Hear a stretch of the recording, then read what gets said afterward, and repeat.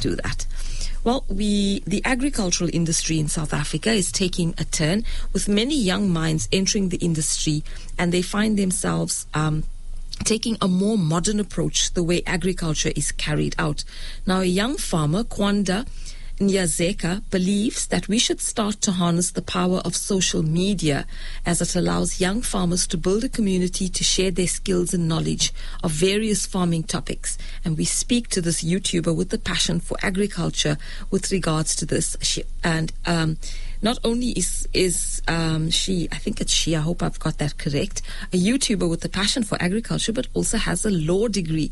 Kwanda, good afternoon. Welcome to Radio Islam International. I'm not sure whether you are male or female, so forgive me if I'm wrong. Good day. It's okay, I understand. I'm a maid, of course. Yes. All right. So, Kwanda, you have a law degree and you have a passion for agriculture and you are a YouTuber. That's a lot of skills that you've acquired, and well done to you. So you believe that social media is essential for young farmers. How do you put together a link between agriculture and social media? Thank you so much. Thank you so much for giving me the opportunity, and greetings to your listeners at home. As you've correctly said, my name is Kwanda Nyazeka. And the link between social media and agriculture, I want to put it as it became very clear and evident just during the lockdown. This is when we saw that these things, they actually go hand in hand.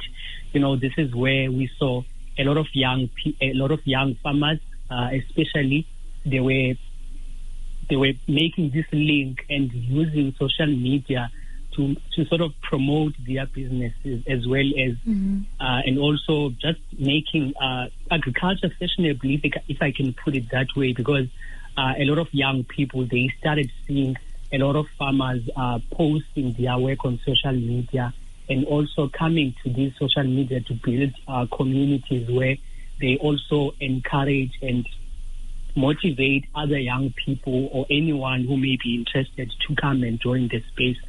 So there is a link between agriculture or farming, as well as social media, especially given now that we are still in a global pandemic, so we don't have time to go to your physical maybe consultants, where you are going to learn about how to market your product or your produce.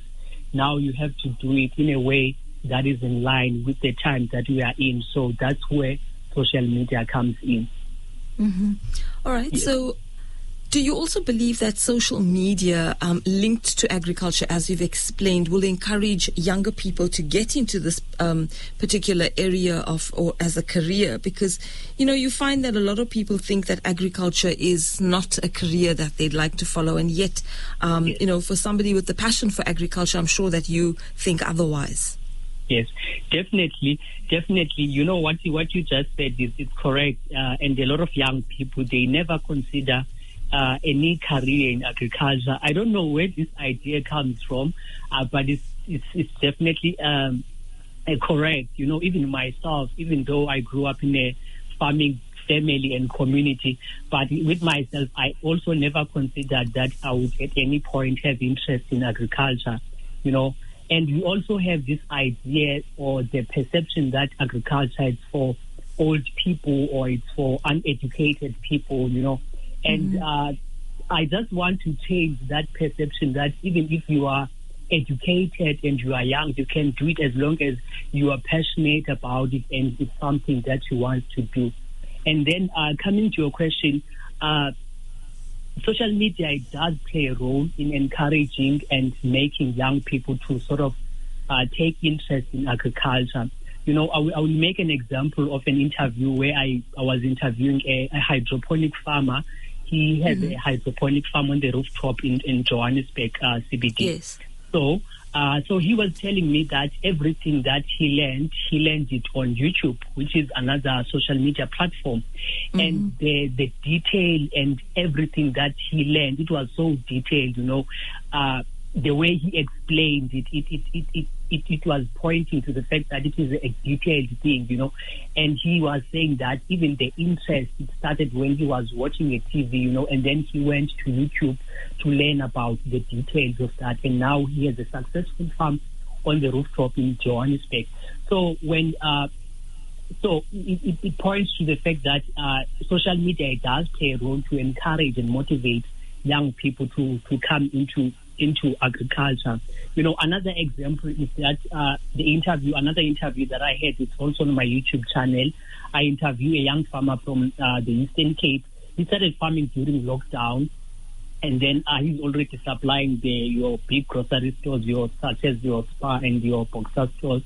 And when I posted about that video on social media, it got a lot of attention. It got a lot of attention even from celebrities. There's one celebrity chef who posted that video on her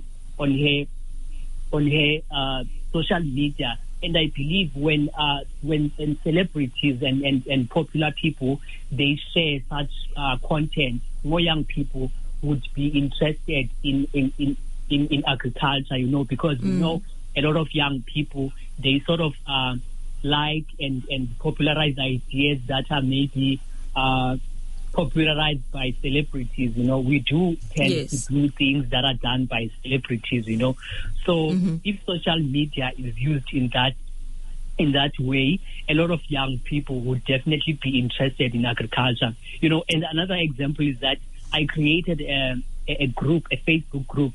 We now have 39,000 members in that group. It's Agriculture and Young, the name of the Facebook group. Yes. And a lot of a lot of members there, it's young people.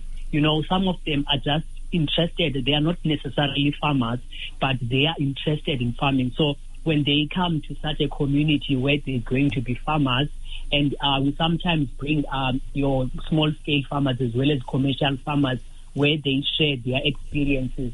So more young people, they tend to be interested in agriculture, And then now we come to hear the stories of someone who maybe was having like a professional career and was never interested in agriculture, and now starting to move towards agriculture, or even starting to do agriculture and becoming successful. So my point is that social media does play a big role in influencing and encouraging young people to say any and everyone can do agriculture. It's not about old people or uneducated people. Yes. Anyone, because everyone eats food, and everything that we eat, almost everything, it comes from agriculture. So it doesn't make sense that we're going to be someone who's going to think that it's only for old people, uneducated people. Yes. In any case, Africa has one of the youngest populations in the world. Most of the people in Africa are young. And, when we look at the rate of unemployment in the country and the fact that there's a need for food, the demand is great, but we don't have as many people farming, particularly from the African people. And yet, when we look back in time, it was Africans who were hunters, gatherers, and farmers. That's true. But, yes, so I think, like you said, your Facebook group can actually be quite an inspiration, particularly to within the African community. Because when we look at Zimbabwe and we think about the fact that at one time, they had white or people of other color farming their land, and it became the breadbasket of Africa. Took that out, and they've now, gone to a country that's basically in such dire need that the people are leaving the country. Now, if we look at South Africa and we look at our land issue, one of the questions we need to ask ourselves is, what would our young do with the land once they get it? Yes. And I think that's been a question many people have asked. That's true. And as you correctly said, Africa, it used to be the country which was like at the forefront of farming, and also going back to the group, when I started the group, I was expecting to only have like maybe my South African people, but it's interesting that there's also people from other countries as far as Sierra Leone, DRC, they are also members and engaging in that group to sort of push the conversation around agriculture and how young people can come and change how agriculture is perceived. Absolutely, because I mean, everybody has different ideas, and this is just going to grow that sector in the future. So, when you're looking at agriculture as a young person, what are some of the hurdles or challenges that you've faced in that sphere? Particularly, I mean, you've got a law degree, so Yes. coming into the agricultural world, there must have been challenges that you faced. Yes, there are so many challenges. I believe that I'm not the only one who's facing these challenges. And having had conversation with other young farmers, they are also having these similar challenges. One of the challenges would be the access to land. Not everyone is having access to land. For example, there are young people in cities and townships. They do want to farm, but they have very small lands or portions of land. So now they don't have access to land. That's one of the challenge. And another challenge is funding. Even though someone can start with what they have, because that's the conversation that we are pushing. That we say start with what you have wherever you are. But at some point you are going to need to grow and expand your project, at that point you are going to need your funding, and then in South Africa we have very few funding institutions that actually help young people, that's another conversation that I had with another farmer. He was saying that even though there's very small, he wishes that there was more funding institutions that can help young people, who have proven that they can do this, but there isn't, and he was pointing to the fact that there is no political will maybe to make sure that more young people, they come to agriculture. And then the third challenge would be the access to market. We have young people who are producing and really doing great work there, but when it comes to market, they don't have market. For example, I had a farmer from Limpopo who was approaching me and asking how can they market their produce, because he's having a produce, but he doesn't have a market because he produces. Yes, and then when the boxer in the local area, they only take a small quantity of his produce, which leaves him with a lot of produce going to waste. And another challenge, which is one of the key challenges which is faced by farmers, is the fact that some of the farmers, they lack entrepreneurial skills. They sort of have this. They try to separate entrepreneurship from agriculture, which I believe these things, they go hand in hand. I always say that you can produce what you are producing, but if you can't sell, you don't have the entrepreneurial skills, you are not going to win. So these things, they go hand in hand. That's where our organization, of course, Agriculture and Young, comes in, because in that group as well, we also encourage and educate young farmers to say that they also need to improve their entrepreneurial skills. They also need to familiarize themselves with the institutions such as the IPC, where they are going to register and make their entities to be not just them as natural persons, but to be the juristic persons that more suppliers and more customers would want to do business with. So that's some of those are the main challenges. Yes. Kwanda, we don't have much time, but one last question for you. Yes. What do you suggest for young people out there who want to become farmers or maybe get involved in the agricultural world? How do they do that? What advice would you give them? Okay. The advice that I would give young farmers, and thank you for this question, because it's one of the key questions that I always get from aspiring farmers from our group. They come to my inbox and ask this question, that someone's going to say, I'm interested in agriculture, how do I get in there and how do I start? So one thing that I'm going to say to that person is that start with what you have. If you know that you want to get into agriculture, start with what you have. Starting with what you have would mean that you are going to first look around and decide what type of agriculture you want to do, because agriculture on its own is very broad. There are so many spheres that you can go into. There's animal production, there's crop production, there's mechanization. There's so many, but you need to choose and be specific in what you want. At the moment you identify that this is what I want to get into, it's going to be easy for you to know which steps to take. Because if you're going to say that I want to do crop production, you know that you need to have land and start. So my advice is just to start with what you have, start wherever you are, and use whatever you have. And another thing that I want to mention is that make sure that you do have passion for what you are going to do.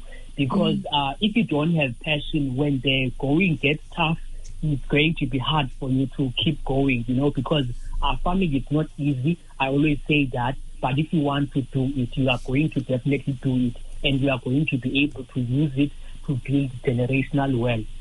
It does have the potential to give you that generational wealth that you want. So start with what you have wherever you are. Yes. All right.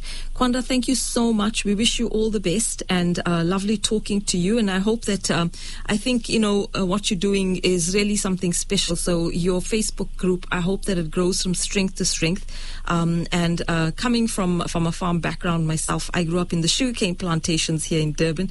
So I'm very glad to see that young people are actually coming out into the farming world and looking at it more, with a different perspective now, because it's something I think that for years has been neglected, because like you said, there's all the different, perceptions about it. But thank you very much for your time, and all the best for the festive season. Thank you so much. Thank you so much. Thank you so much for the opportunity. It's greatly appreciated. And can I also just note that if anyone is looking for farming content, you can also go to my YouTube channel. It's at Kwanda Nyazeka. In that channel, I showcase the small-scale farmers as well as commercial farmers, so they come and share their experiences. So if you are looking for that kind of content, you are going to find it there. And we also do have entrepreneurship content where successful entrepreneurs, they come and share their lessons. Yes. All right. Thank you so much for your time. We really do appreciate it. Thank you so much. I really appreciate the opportunity. Thank you. Bye-bye.